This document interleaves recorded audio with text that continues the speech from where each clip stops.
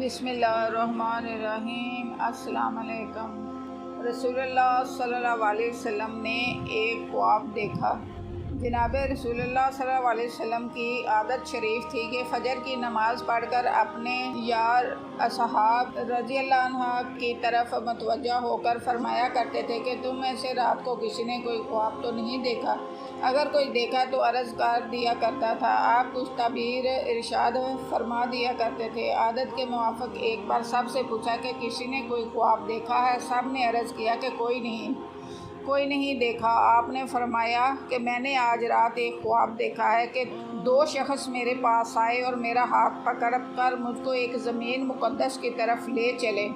دیکھتا کیا ہوں کہ ایک شخص بیٹھا ہوا ہے اور دوسرا کھڑا ہے اور اس کے ہاتھ میں لوہے کا زنبور ہے۔ اس بیٹھے ہوئے کے کلے کو اس سے چیر رہا ہے یہاں تک کہ گدی تک جا پڑتا ہے، پھر دوسرے کلے کو ساتھ بھی یہی معاملہ کر رہا ہے اور پھر وہ کلا اس کا درست ہو جاتا ہے، پھر اس کے ساتھ ایسا ہی کرتا ہے۔ میں نے پوچھا کہ کیا بات ہے؟ وہ دونوں شخص بولے، آگے چلو۔ ہم آگے چلے یہاں تک کہ ایک شخص پر گزر ہوا جو لیٹا ہوا ہے اور اس کے سر پر ایک شخص بھاری بھرکم پتھر لیے کھڑا ہے۔ اس سے اس کا سر نہایت زور سے پھوڑتا ہے۔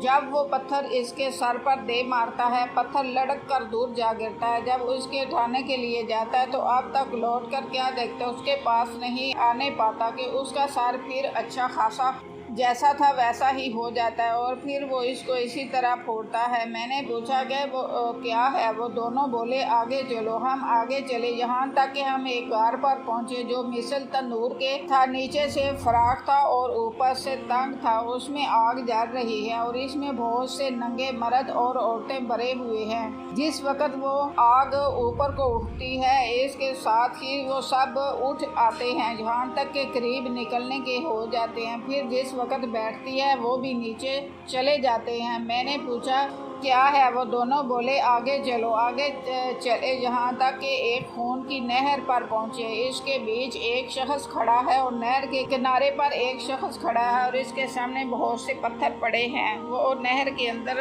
والا شخص نہر کے کناروں کی طرف آتا ہے جس وقت ایک شخص کھڑا ہے اور اس کے سامنے بہت سے پتھر پڑے ہیں۔ وہ نہر کے اندر والا شخص نہر کے کناروں کی طرف آتا ہے اور جس وقت وہ چاہتا ہے کناروں والا اس وقت کے منہ پر ایک پتھر اس زور سے مارتا ہے کہ پھر اپنی جگہ پر جا پہنچتا ہے۔ پھر جب وہ نکلنا چاہتا ہے تو اس طرح پتھر مار کر اس کو ہٹا دیتا ہے۔ میں نے پوچھا کہ یہ کیا ہے؟ وہ دونوں بولے، آگے چلو۔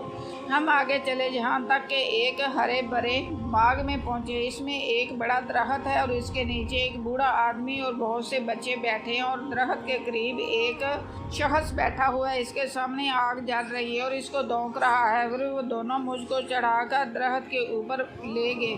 بچے بہت سے تھے، پھر اس سے باہر لا کر اور اوپر لے گئے۔ وہاں ایک گھر پہلے گھر سے بھی عمدہ تھا، اس میں لے گئے۔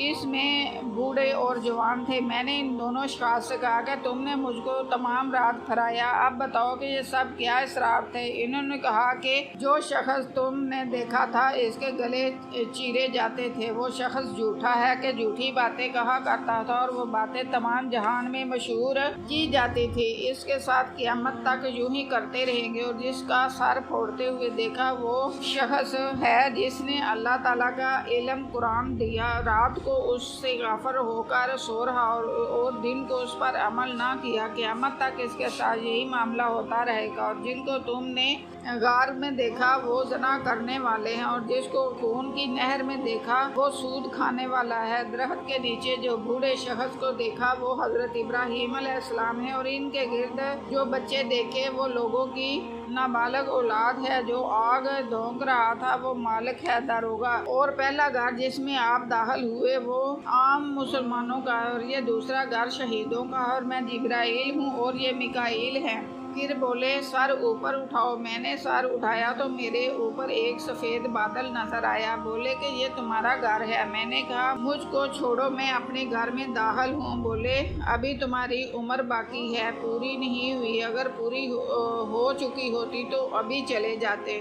یہی کہ انبیاء کا خواب وہی ہوتا ہے۔ یہ تمام واقعات سچے ہیں۔ اس حدیث سے کئی چیزوں کا حال معلوم ہوا ہے۔ جھوٹ کا کہ کیسی سخت سزا ہے، دوسرے عالم بے عمل کا، تیسرے زنا کا، چوتھے سود کا۔ اللہ سب مسلمانوں کو ان کاموں سے محفوظ رکھے۔ جزاک اللہ۔